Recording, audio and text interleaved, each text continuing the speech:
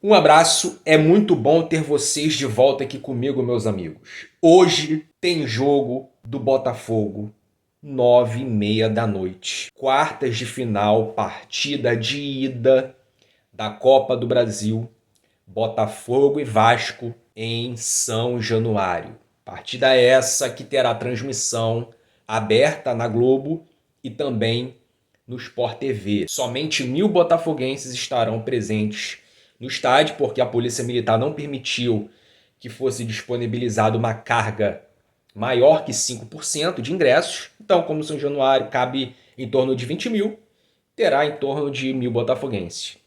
Eu espero muito que na próxima partida, no jogo de volta, seja disponibilizado os mesmos 5%, né? Que não pode ser menos que isso. Porque se pudesse ser, meu amigo, teria 1.000 vascaínos só no Newton Santos, que cabe o dobro, né, do que no São Januário.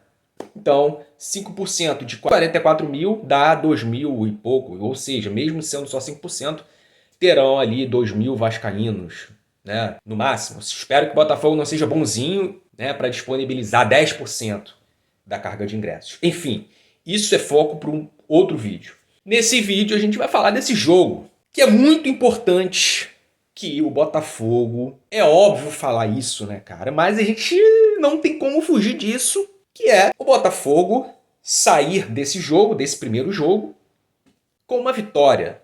Saiu a lista de relacionados, eu quero falar sobre isso aqui, e também provável escalação. Tem retorno importante que fará toda a diferença, não só, né, na Copa do Brasil. Eu acredito que não começará jogando, mas que é um baita reforço, né, o retorno desse jogador, que é o Caio Fernando, zagueiro. Se ele está nos relacionados, é porque ele se recuperou da lesão, né? Então a gente vai falar sobre isso, vou falar da provável escalação, que segundo o GE, estou com o site do GE aberto aqui, vou trazer as informações do GE e vou dar minha opinião sobre isso, cara. Não concordo com essa escalação. Alguns jogadores que figuram na escalação inicial, eu não concordo.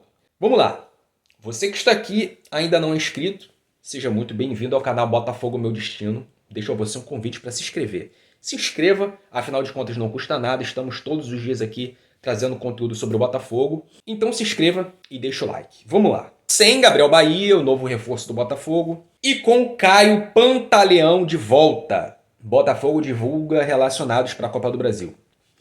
O Botafogo divulgou a lista dos relacionados para o jogo contra o Vasco nesta quarta-feira, pelas quartas de final da Copa do Brasil. A grande novidade é a volta de Caio Pantaleão, que se recuperava de lesão e reforça a equipe. O zagueiro se recuperava de uma lesão no músculo posterior da coxa direita desde os primeiros dias de agosto. Ele tinha expectativa de retorno em um mês, depois de acusar o problema no fim do primeiro tempo de Botafogo 0, Cruzeiro 2. Botafogo perdeu em casa para o Cruzeiro. Quem ainda não retorna é Cuiabano. Lesionado na mesma partida de Caio, o lateral segue como ausência em tratamento de uma entorse no tornozelo.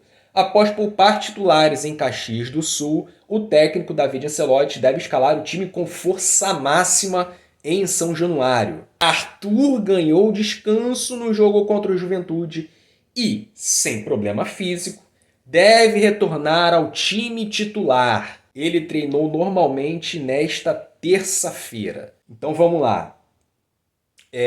Provável escalação do Botafogo: John, Vitinho, Alexander Barbosa, David Ricardo, Alex Telles. Mesmo o Caio voltando, provavelmente ele não começará esse jogo. Estará no banco de reservas. Meio campo: Danilo, Marlon Freitas. Ok até aí. É a dupla de volantes titular. E terceiro homem de meio campo, segundo o GE, Savarino. Ok até aí também. Agora, trio de ataque do Botafogo: Montoro pelo lado esquerdo, Arthur pelo lado direito e na frente Arthur Cabral. Se realmente o técnico David Ancelotti ele iniciar o jogo com essa escalação, eu não vou entender mais, cara, o que está acontecendo. Por que não começar com Cris Ramos?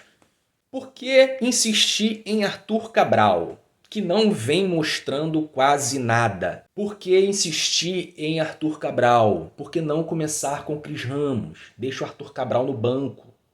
O cara fez 2 gols, mantenha um cara. Se o objetivo é rodar o elenco, como o técnico ele sempre diz, por que não começar esse jogo com o Cris Ramos? Já que no último jogo do Campeonato Brasileiro contra o Juventude, ele começou com o Arthur Cabral, e aí o Cris Ramos entrou e fez 2 gols, por que agora ele não inverte? Já que o Cris Ramos fez 2 gols, mantém o cara como titular. E aí sim, no segundo tempo, se ele mostrar cansaço ou não estiver bem, coloca o Arthur Cabral. E aí, na ponta direita, entra o Arthur, que foi poupado, né? Que não fez falta no último jogo. Jefinho começou muito bem, foi substituído ali no início do segundo tempo. Mas o Jefinho tem mostrado futebol nos jogos que ele tem entrado. E no último jogo, que ele começou como titular contra o Juventude, ele jogou muito bem, principalmente no primeiro tempo. O principal jogador ali de ir pra cima, de driblar, de construir pelo lado direito. Criou boas jogadas pelo lado direito.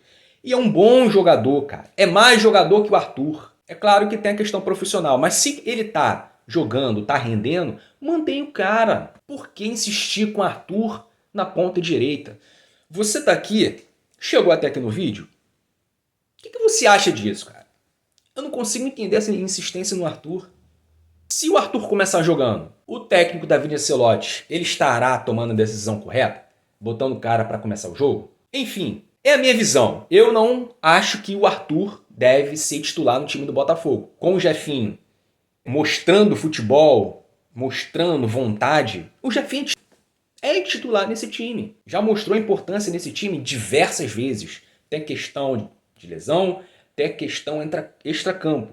Mas futebol, meu amigo, o Jefinho tem. E, para finalizar, escalação do Vasco, né? Léo Jardim, Paulo Henrique, Hugo Moura, Lucas Freitas, Lucas Piton, Jair, Barros, Felipe Coutinho, Ryan, Nuno Moreira, Verratti. O Vasco é um time muito imprevisível.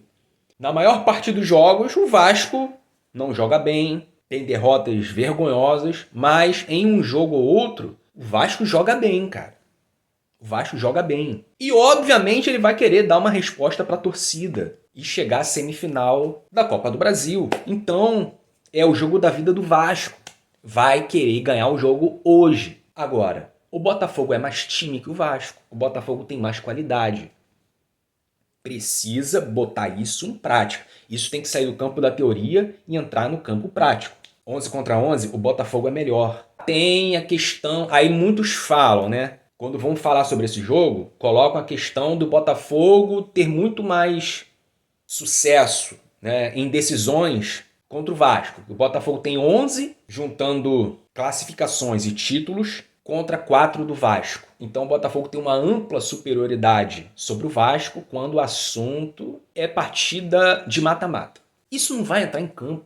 Isso não vai entrar em campo. Quantas vezes aí o Botafogo ele tinha um tabu enorme e foi lá e quebrou aquele tabu ali. A gente viu isso no passado, a gente viu isso esse ano algumas vezes. Por exemplo, no jogo contra o Juventude. Dentro da casa do Juventude, o Botafogo não ganhava o Juventude dentro da casa deles desde 1996. O Botafogo foi lá, venceu o jogo por 3-1, quebrou o tabu. Então, meu amigo, quando o juiz apita, tudo que está fora de campo fica fora de campo. O que vai importar ali no jogo é a postura que o time vai ter, é o nível de concentração, é a vontade do time, é a postura defensiva de organização, de não dar espaços, de combater no meio campo, de desarmar, de estar ligado o tempo todo, de não dar espaço para a criação da jogada do adversário, não dar espaço nas costas para a subida, né, dos laterais do time adversário, não os zagueiros estarem atentos nas bolas aéreas, nas bolas por baixo, para cortar os cruzamentos, cortar os lançamentos, enfim, atenção o tempo todo, cara. Então, é isso que vai fazer diferença. E com a bola, como que o time vai criar? Como que o Botafogo vai criar? Vai ter ali boas ideias? Vai tomar as decisões corretas? Vai criar as chances, as oportunidades? E quando essas oportunidades surgirem, vai converter em gols? É isso que vai fazer diferença no jogo. E é o que a gente espera que isso aconteça, cara. Concentração, foco total, criatividade, inspiração. Foco, cara. Foco para não dar bobeira, não fazer uma falta dentro da área, não dar mole de numa bola qualquer, uma bola espirrada, ou num chute, ou num cruzamento, o zagueiro deixar o braço aberto, bater no braço e gerar um pênalti. Essas mínimas coisas, cara, fazem toda a diferença. Então, se o Botafogo errar o mínimo possível, o Botafogo sai vencedor desse jogo. E eu espero muito que isso aconteça, cara. Espero muito. Então, é isso. Vamos torcer para um bom jogo do Botafogo. O Botafogo sai desse jogo vencedor. E no próximo jogo, no Newton Santos, o Botafogo ali implemente o seu jogo.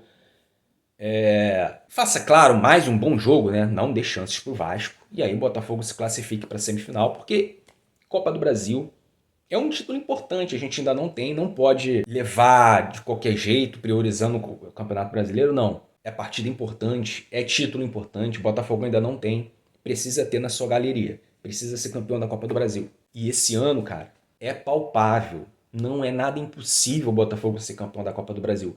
Basta o time continuar se ajustando, corrigindo erros, evoluindo, jogadores que estão em baixa voltarem a jogar bem, voltarem a jogar bola, tiver o mínimo de jogadores possíveis no departamento médico, né? Quem está lesionado precisa retornar. E o técnico David Ancelotti acertar esse time, cara. O Botafogo ainda é um time inconsistente, ainda é um time que oscila. Precisa ser um time mais consistente. É isso que a gente quer e é isso que precisa acontecer. E vamos torcer para que isso aconteça. A gente torcedor, cara, a gente torce, a gente quer ver o nosso time campeão, independente de como seja, né? Então, é isso. Eu vou finalizando por aqui. Um bom jogo para todos nós, uma boa vitória hoje. Eu fico por aqui. Um abraço.